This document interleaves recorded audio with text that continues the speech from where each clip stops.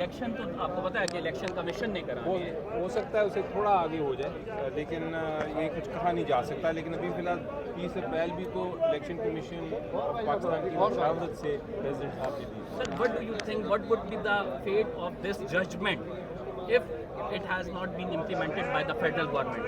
वो नहीं हो सकता जी, क्योंकि आइन बड़ा क्लियर है। आप कल को मुझे पूछेंगे कि अगर कोई प्रेसिडेंट को एक्सेप्ट नहीं करता या प्राइम मिनिस्टर एक्सेप्ट नहीं करता, तो मैं यही कहूँगा आपको कि जनाब आइन क्लियर है।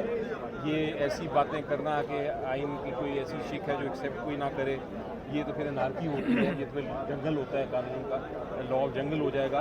तो इसलिए आइन में लिखा है कि सुप्रीम कोर्ट ऑफ पाकिस्तान का हर हुक्म जो है उसको आपने तामील करनी है हर एग्जेक्टिव ने, और वो वही होगा जो हुक्म होगा उस पर इम्प्लीमेंट होगा। नहीं जो करेगा उसके खिलाफ कंटेम्प्ट होगी। अब कंटेम्प्ट की बात में आ रहा हूँ कि जिस तरह से चीफ जस्टिस जारहाना मूड में दिखाई भी दिए और फिर हमने देखा कि वो बेंच को उसी बेंच के साथ लेके गए, फिर उसके साथ बाद जो है ओपोनेंट पार्टीज़ के जो है दलाइल ही सुने, तो इसका मतलब ये है कि contempt is written on the wall right now. जी देखें, अगर कोई मैं तो कहूँगा contempt is not written on the wall, क्योंकि कोई इस पर ये सोचेगा भी नहीं कि मैंने अमल नहीं करना। लेकिन अगर ऐसा हुआ फिर आपकी बात दुरुस्त है कि फिर कंटेम्प्ट बिल्कुल होगी, क्योंकि हुक्म की खिलाफ वर्जी करना कंटेम्प्ट होती है।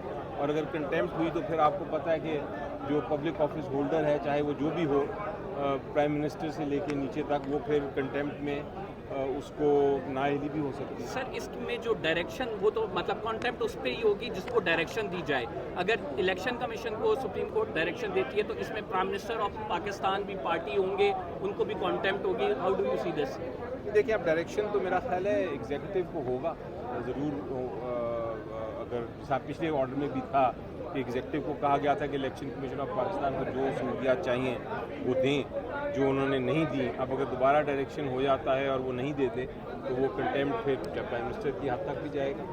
सर ये दो आखिरी सवाल ले लें कि तहरीक इंसाफ राइट नाउ, जिस तरह आप लोगों ने फुल असेस भी किया कोर्ट को, क्या देख रही है इमरान खान के हवाले से? क्या आप लोगों को इंस्ट्रक्शन थी जो भी ये फैसला आता है उसकी इम्प्लीमेंटेशन के लिए आप जुडिशरी के साथ खड़े होंगे being a political party?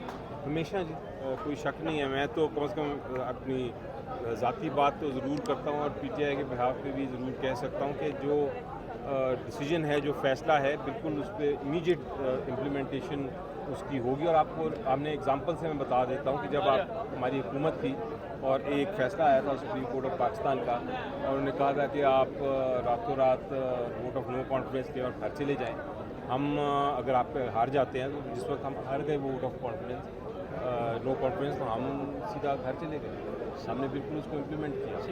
Right now जो माहौल बना हुआ है, जिस तरह से आप चीज़ें हो रही हैं, तो ऐसा लगता है कि अगर सुप्रीम कोर्ट जजमेंट दे भी दे और इसके बावजूद इम्प्लीमेंटेशन ना हो तो एक अनार्की की फिजा होगी। एक पार्टी सुप्रीम कोर्ट के साथ खड़ी होगी, बाकी 11 पार्टीज़ इस मौक़िफ़ पे खड़ी होंगी इलेक्शन कमीशन के साथ, तो इदारों में तसादम की फ़ज़ा एक कायम हो जाएगी।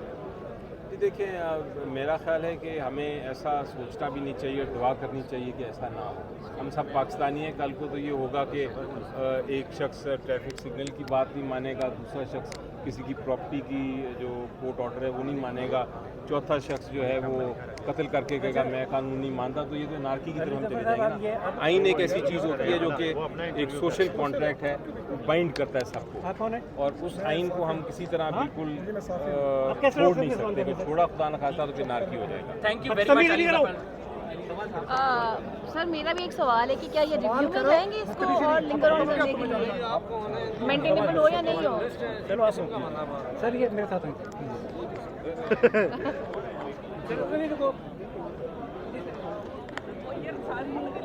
चलो